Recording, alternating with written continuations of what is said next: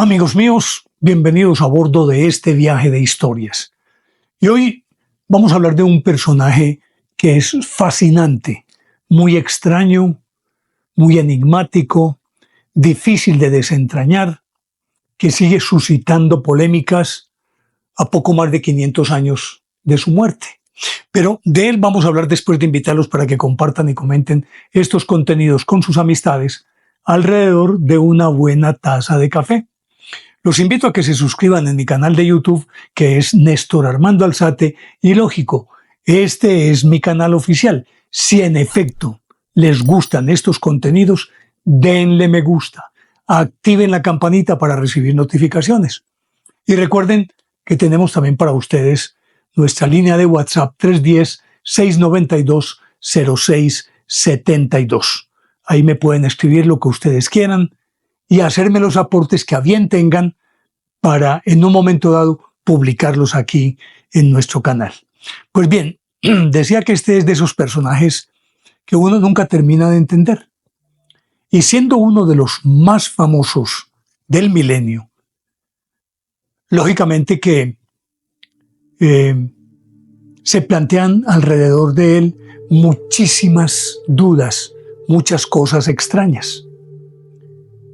Este personaje nació el 14 de diciembre de 1503. Se llamaba Michel de Notre-Dame, el famoso Nostradamus. ¿Quién no ha oído hablar de Nostradamus? ¿Y quién no ha entendido que el término Nostradamus se ha convertido en una expresión genérica para indicar que alguien es un adivino, ni más ni menos? Y yo creo que entre todos los grandes de la historia, él tiene un lugar ganado y muy bien ganado, aunque sus mensajes sigan siendo tan crípticos, tan difíciles de desentrañar. Y todo esto tiene su razón de ser. Pues resulta que este Michel de Notre-Dame era hijo de Jean de Remy y Jaume de Notre-Dame, y sus abuelos particularmente, ambos. El abuelo paterno se llamaba Pierre de Notre-Dame, era médico, astrólogo muy famoso, experto en lenguas hebreas y griegas, experto en la cábala. Un hombre que en ese momento en su vida era uno de los más respetados en todos estos campos. Y su abuelo materno, era Jean de Remy, que también era un judío converso como el abuelo paterno, experto cabalista, matemático, era médico, astrólogo del rey René d'Anjou, que presidía en su corte en Provenza un grupo de estudio de esoteristas, especialistas en el Grial, y un grupo supremamente escogido que se suponía, decían ellos, que procedían de la familia de Lázaro y de María Magdalena, que habían tenido que emigrar a Francia en los albores del cristianismo, y que toda su familia venía del linaje de la tribu de Isaacar, tribu que se caracterizaba en Israel por ser la que más conocía los secretos de la cábala, el judaísmo esotérico, y por lo tanto era de cierta manera una tribu discriminada. No obstante, todos sus miembros eran muy respetados y respetables. Pues esta era la estirpe de Michel de Notre-Dame. Como decíamos, nació el 14 de diciembre de 1503 y desde muy temprano se distinguió por su preclara inteligencia, que por lo demás fue estimulada por sus dos abuelos.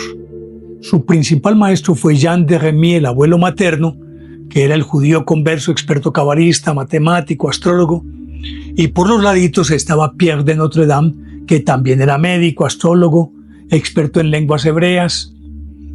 Y desde muy temprano, prácticamente él se sumergió en estos conocimientos, digámoslo, esotéricos, y creció en medio de ese ambiente. Ambiente que además tenía que ver con la alquimia. Entonces, no solamente era lo cabalístico, sino que era también la alquimia, a la cual se aficionó profundamente este muchacho Michel de Notre Dame. Cuando contaba 18 años, él se fue para Aviñón a estudiar humanidades. Y era tal su brillantez que en muy poco tiempo sus mismos compañeros le pidieron a las autoridades del claustro que lo dejaran de profesor también. Pues él empezó a impartir conocimientos a sus compañeros y los dejaba asombrados con conceptos tales como que la tierra era redonda, decía Michel de Notre Dame, y que cuando uno veía el sol en el horizonte, ese sol que estaba perfectamente en el horizonte estaba iluminando hacia acá, pero estaba iluminando el otro hemisferio. Algo que en principio para ellos era muy complicado, muy difícil de entender. Era la época en que todavía imperaba la doctrina ptolomeica. Y en ese orden de ideas él se adelantó más de 20 años a las ideas revolucionarias de Copérnico, por ejemplo. Lo cierto es que él, una vez graduado como bachiller, en 1529 comenzó a estudiar medicina en la Universidad de Montpellier. Y ahí se graduó de médico en 1533. Sin embargo, tiempo antes, en 1524, hubo una epidemia, una peste impresionante. Y él, con los conocimientos que ya había adquirido de sus abuelos médicos ambos, tenía por lo menos las bases suficientes para tratar a los enfermos de peste. Y por lo tanto se dedicó a recorrer los territorios en donde estaba la peste. Algo que sorprende porque difícilmente alguien en sus cabales es capaz de decir yo me voy a meter donde está la peste, cuando lo lógico es que se huya de la peste. Pues él se fue a reconocer la enfermedad, a ver los enfermos, a atenderlos y a incluir postulados revolucionarios para su época. No decía puntualmente que la enfermedad fuera producto de algún microbio, ese concepto no se conocía, o de seres vivos de tamaño infinitesimal, pero de acuerdo con lo que él decía, daba a entender que eso era así. Y por lo tanto, fue el primero en indicar a los enfermos y a las familias de los enfermos que antes y después de manipular a los enfermos se lavaran muy bien las manos y ojalá se bañaran con buena cantidad de jabón para tener una cierta asepsia que les permitiera acercarse a ellos, y que todas las ropas de los enfermos las lavaran en agua hirviendo, y que aquellas ropas que dejaban los muertos las quemaran todas, que no dejaran absolutamente nada. Con medidas tan elementales desde esta perspectiva aséptica, en buena parte logró reducir los efectos de la epidemia, aunque lógicamente no se notaran tanto por la enorme cantidad de enfermos. Si se fuera comparativamente a hacer un inventario entre los que él sanó y los enfermos, lógicamente que no se notaría mucho lo que él hizo. Pero cuantitativamente sería así, pero cualitativamente se dieron cuenta que las medidas por él prescritas perfectamente ayudaban a bajar la letalidad de la peste. Pues estuvo 5 años en toda la Provenza, Languedoc, Aquitania y otras partes de Francia combatiendo la enfermedad. En ese lapso, él conoció a un personaje que fue definitivo en su vida y que la historia no tiene referencias de él. Como suele suceder con estos personajes como Nostradamus, siempre aparece un ser extraño que no sabe de dónde llega, que no se sabe cómo desaparece, pero que son determinantes en las vidas de estos personajes excepcionales. Pues este se llamaba Ulrico de Maguncia, que entre otras cosas escribió un tratado que se llamaba El Apocalipsis de Lucifer, que se lo dejó a él de herencia. Pues este Apocalipsis de Lucifer, en él incluía, no tenía nada que ver ni con el demonio como lo entendemos, ni tenía que ver con Apocalipsis como presagio de males o el fin del mundo, sino como revelación. Y él lo entendía así, y en el libro incluía muchos postulados, fórmulas, recomendaciones para tratar a los enfermos y para trabajar en la alquimia. Pues bien, este Ulrico de Maguncia anduvo con él por todas estas partes. Y al parecer le aprendió muchísimo. Tenía una característica y era que Michel de Notre Dame nunca viajaba en algún, es decir, a caballo o en un carro, no, siempre iba a pie, porque por donde quiera que él caminaba, estaba observando la naturaleza, una hierba, una planta, una piedra, características de la tierra, y todo esto lo hacía y tomaba muestras que luego él procesaba en laboratorios improvisados a la vera del camino, en donde anochecía y descansaba con su maestro Ulrico. Y allí encontraba entonces fórmulas para hacer pócimas, para hacer específicos, para hacer tratamientos con hierbas, con tierra. Y se fue enriqueciendo de esa manera, no solo desde el punto de vista intelectual, sino particularmente en lo que tenía que ver con la medicina. A todas estas, ya él dejaba traslucir su capacidad para adivinar. Y se cuenta una historia, pero tengo que retomarla desde otra perspectiva para contarles esta historia. Y es que por allá en 1538 quedó viudo, porque no, en 1538 se casó. Y relativamente poco tiempo después, poco tiempo, son varios años, pues quedó viudo. Y al morir su esposa, también sucumbieron sus hijos al influjo de la peste. Para él eso fue un golpe devastador. No obstante, se sobrepuso porque podía más en él el espíritu de investigación y de conocimiento que otra cosa. Y entonces siguió caminando. Este amigo siguió caminando y poco tiempo después, dado que en aquella época quien tuviera que ver con alquimia, con algunos grupos cerrados, se dice que él era Rosacruz, o por lo menos participaba de esos postulados rosacruces. Aparte, pertenecía al círculo de aquel René d'Anjou, que había sido el rey para el cual había servido su abuelo materno, Jean de Remy.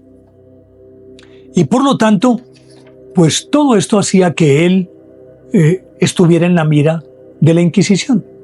No podía ser de otra forma. Pues entonces, en vista de eso, y como ya había adquirido cierta, digámoslo,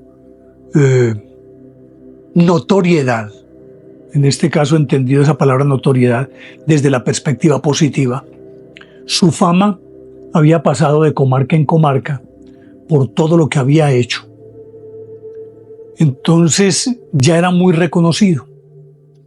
Con mayor razón, imagínense ustedes que esa peste de manera particular golpeó la ciudad de Bordeaux y lo llamaron a él y a su maestro Ulrico de Maguncia para que fueran allá a ver qué podían hacer.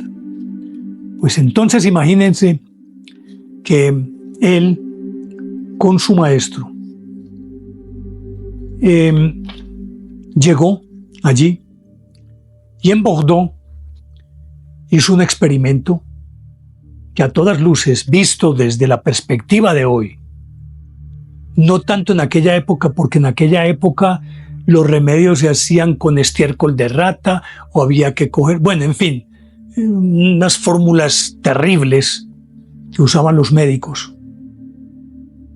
Y entonces él, con su maestro, lo que hizo fue tomar muestras de sangre de las ratas que eran las transmisoras de la enfermedad y de otros animales apestados. Y acostaba a los enfermos. En la espalda le hacían un círculo con un cuchillo, le hacían una incisión y luego una cruz. Y allí ellos inoculaban o ponían esta sangre, tanto de ratas como de animales apestados. Y los enfermos se mejoraron.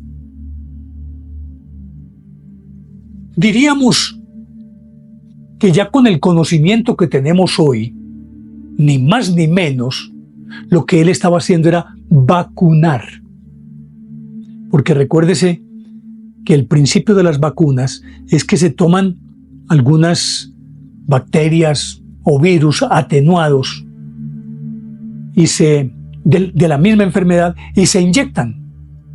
Y por lo tanto, como principio de abogado, es que simplemente el mal se cura con el principio que provoca el mal. Algo así como que, para acudir a una expresión muy popular, que se cura con pelos de la misma perra. Y ese es un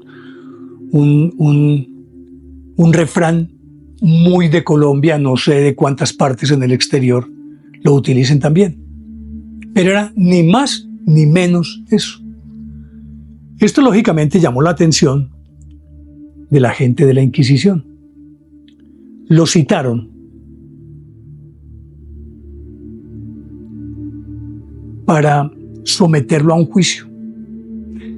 Para entonces, él ya se había casado de nuevo con una mujer llamada Anne Ponsard, que era también de la Provenza. Pero él tuvo que huir en vista de que le estaban pisando los talones los de la Inquisición.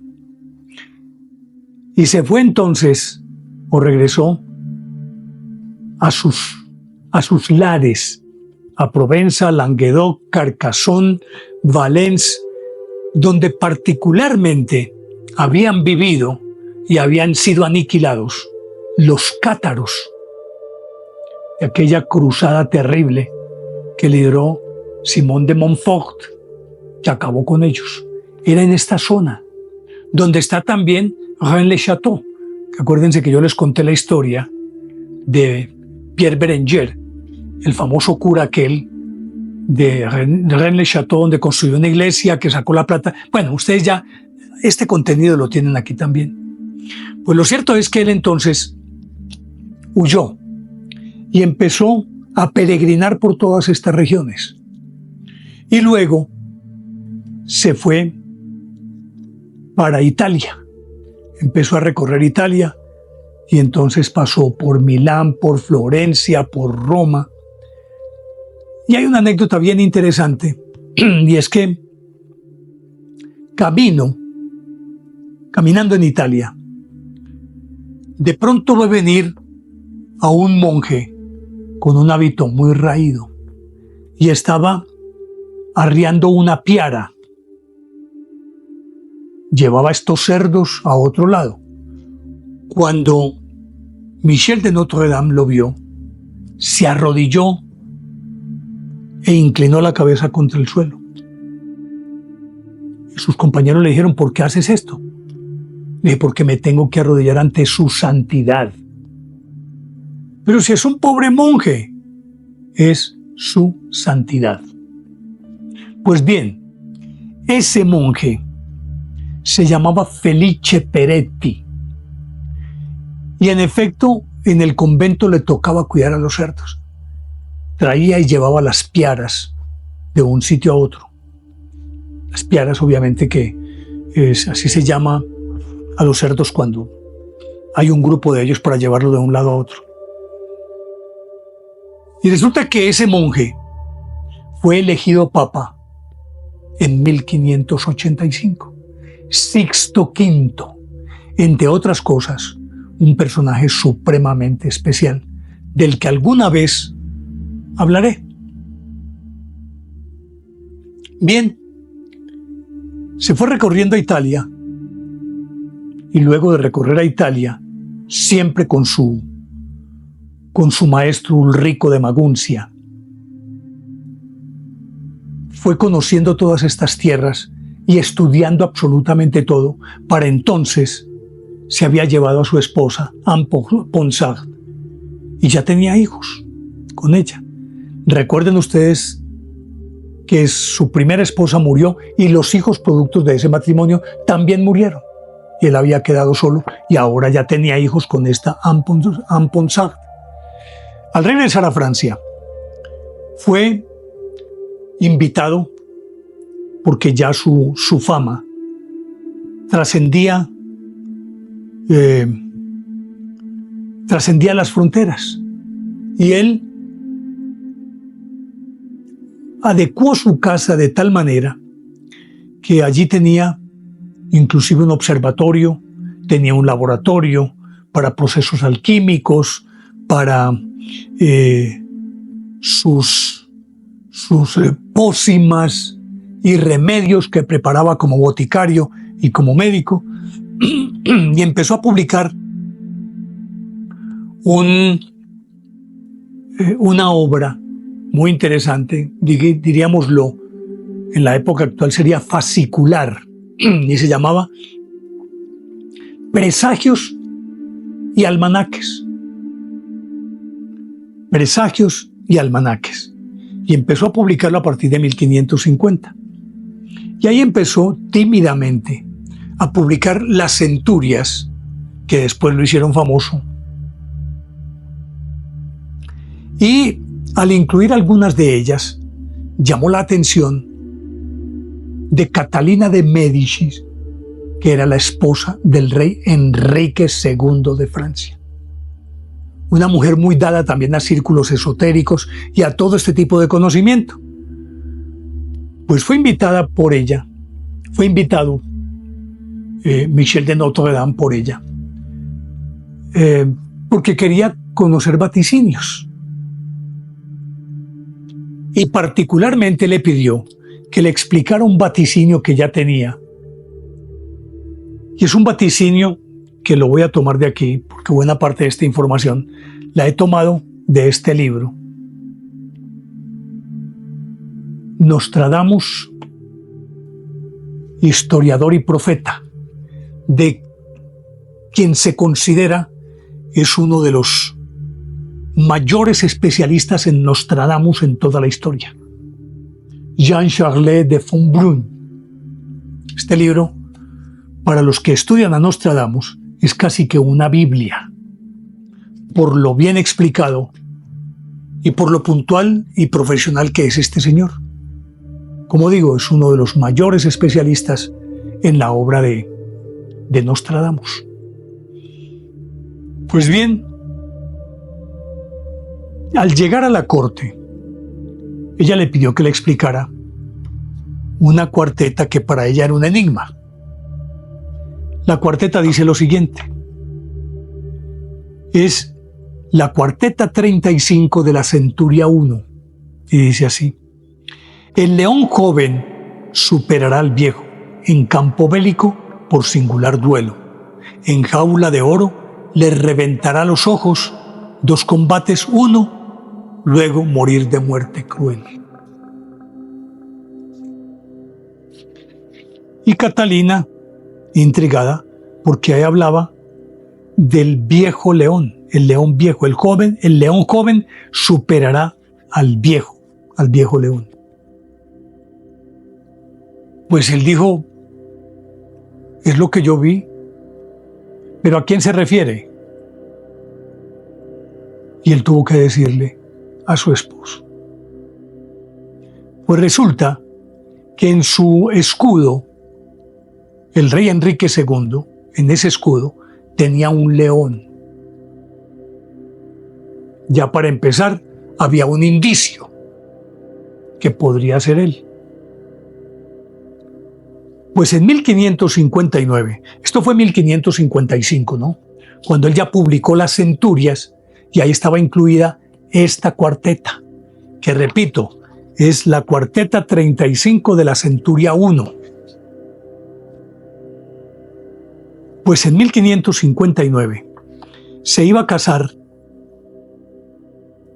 Isabel, la hija de ellos, si no estoy mal, creo que con el rey de Francia.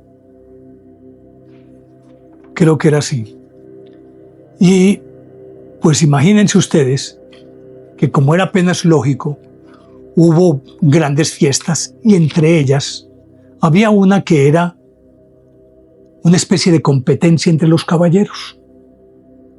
En aquella época de romanticismo y de caballero, de la caballería, pues, que cantaban los juglares, ellos se enfrentaban en un campo especial que se llamaba la lisa. Y ellos entraban en lisa, cada uno de los caballeros, lógicamente, con armadura muy completa, yelmo, peto, todas las cosas que eran características de los caballeros. Y cuando entraban en lisa, un caballero se hacía en un extremo de la pista y el otro en el otro extremo de la pista. Y después de 2 o 3 pasadas en las que eran más como de reconocimiento y como de agrado del público, venía ya la competencia en sí. La competencia consistía en que ambos tenían lo que llamaban una adarga, o sea, una lanza muy larga de varios metros, que tenía un vuelo de más o menos 2 o 3 metros desde la empuñadura que cubría la mano, y de aquí salía la adarga. Y entonces salían con ella de debajo del brazo en esta posición. Y se abalanzaban el uno sobre el otro. La idea no era matar, sino tumbarlo del caballo. Esa era la victoria. Y cada adarga, en la parte extrema delantera, estaba coronada por una especie de bola, como para que no fuera peligrosa, es decir, que no fuera a herir al otro, sino que el golpe, al golpear, pudiera tumbarlo. Pero en ningún momento terminaba en flecha de lanza, no, sino una bola. Y resulta que el rey entró en lisa con un duque joven llamado Gabriel de Montgomery, que era un muy buen caballero. Y como era uno de los buenos caballeros, pues a él simplemente lo designaron para que cruzase lanzas con el rey. Y resulta que este muchacho también tenía en su escudo, como parte del escudo, el león Gabriel de Montgomery, señor de Lorch. Eso fue el 30 de junio de 1559. Pues entraron en lisa, es decir, en competencia, después de las 2 o 3 pasadas, con el antecedente de que varios de los caballeros del rey y su misma esposa le dijeron que no hiciera eso. Primero era el rey. En segundo lugar, su contendor era supremamente fuerte. Y aquí no había lugar a la pantomima, es decir, que se lanzaran el uno contra el otro y que el más joven se dejara tumbar del rey. No, nada de eso. Pues bien, se fueron lance en ristre, que así se llama esa posición, el uno contra el otro. Y cuando chocó con la armadura del rey, la adarga de Montgomery, se desastilló. Él se había levantado la visera, lo cual era inaceptable en una competencia de estas, pero era el rey. Se levantó la visera y esta adarga, desastillada, una de las astillas, le entró en los ojos al rey.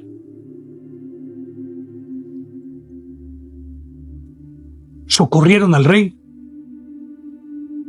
pero le había penetrado profundamente el cerebro, entró en agonía, estuvo una semana en agonía, al cabo de ella murió. Porque miren lo que dice: el león joven superará al viejo, en campo bélico por singular duelo, en jaula de oro, o sea, la visera del rey. Le reventará los ojos, 2 combates, 1, luego morirá de muerte cruel. Cuando habla de 2 combates, 1 era porque él antes había tenido ya otra confrontación con otro noble y la había superado. Murió. Lógicamente que esta profecía de Nostradamus, pues a la hora de la verdad, si bien es cierto, fue cruel por la muerte del rey, no menos cierto es que afianzó el prestigio de Nostradamus como vidente. Ya de ahí en adelante, Michel de Notre Dame, aunque sigue practicando la medicina, se dedica particularmente a estas profecías, y de su pluma salen cualquier cantidad de centurias que hablan de lo habido y lo por haber.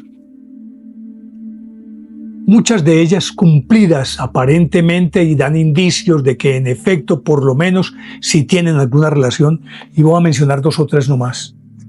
Partiendo del principio de que Nostradamus a cada país le asignaba un animal símbolo nacional. Francia era el gallo, Inglaterra era el león, el oso era Rusia y la iglesia era una barca. Entonces, en vista de que la Inquisición estaba encima, y esta es una característica de todos estos videntes, es que todas sus profecías son supremamente oscuras en cuanto a su redacción. Y por ser tan oscuras, y mucho más el que utilizaba, que dominaba el hebreo, dominaba el latín, dominaba el italiano, dominaba el francés, en sus cuartetas, incluidas en las centurias, de pronto involucraba una palabra en latín, otra en italiano. Lo que quería era que mientras más críptica fuera la cuarteta, más difícil sería de desentrañar, y por lo tanto con ello alejaría las sospechas de la Inquisición. Y por eso todas sus profecías son demasiado difíciles de entender, son muy intrincadas, no hay forma de descifrarlas así de buenas a primeras. Con todo ello deja algunas pistas.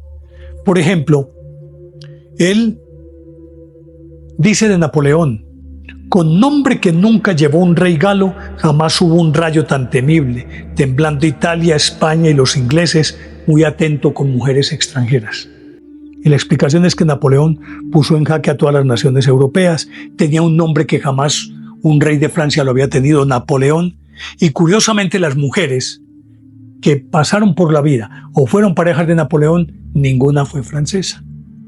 Eso por mencionar, hacía una no más, porque hay muchísimas que para los historiadores es evidente que en efecto se cumplió, como por ejemplo, más un carnicero que un rey de Inglaterra nacido en oscuro lugar, a la fuerza conseguirá el imperio. Es la centuria octava, la cuarteta 77, y se refiere a que en el siglo XVII Oliverio Cromwell, que era por allá un oscuro parlamentario, se hizo con el poder y se declaró Lord Protector de Inglaterra e hizo ejecutar a Carlos I, que era el rey legítimo de Inglaterra. A él se refiere esta centuria. Y así como estas, muchas otras, que tienen que ver, como por ejemplo, con Hitler, al que llama Hister, y que habla de cómo devastó a Europa, y de esa profecía se valió Goebbels para hacer una propaganda indicando que en efecto Nostradamus se refería a él e inundó a Europa con volantes contando esa profecía. Otras como que predijo la caída de las Torres Gemelas en 2001, la probable muerte de Juan Pablo I como asesinato. Y obviamente quedan muchas otras que aparentemente para los historiadores y particularmente para von Brunn, del que les estoy hablando, están por cumplirse. Pero repito, el lenguaje tan críptico, tan difícil de comprender, hace que cualquiera pueda interpretar las cuartetas de las centurias de Nostradamus de distinta forma. Para el que quiera encontrarla, es tan ambiguo el lenguaje que definitivamente lo que digan da la sensación de que en efecto se cumple. Pero él remató prediciendo su propia muerte. Su alumno Jean-Aimé de Chavigny, que además es su biógrafo, estuvo en su lecho de muerte. Y el 1 de julio de 1566, él ya había dicho más o menos la fecha en la que iba a morir. Pero esa noche le dijo a él: no me verás con vida cuando se levante el sol. Y a las 3 de la mañana del 2 de julio de 1566 murió en Santa Paz Michel de Notre Dame, el gran vidente de la historia, que seguirá siendo muy discutido, pero seguirá siendo uno de los más grandes personajes de la historia, cuyo aporte, más allá de sus profecías, lo que hizo en el terreno de la astronomía y de la medicina, difícilmente puede ser igualado para alguien que vivió hace 500 años. Pues bien, quería hablarles de este personaje maravilloso, fascinante y extraño. Espero que les haya gustado. De ser así, denle me gusta, activen la campanita para recibir notificaciones y los invito para que me acompañen en el próximo viaje de historias, que con seguridad va a ser fascinante. Y les dejo la inquietud de siempre. ¿Les parece lógica o ilógica esta historia? Ustedes deciden. Chao.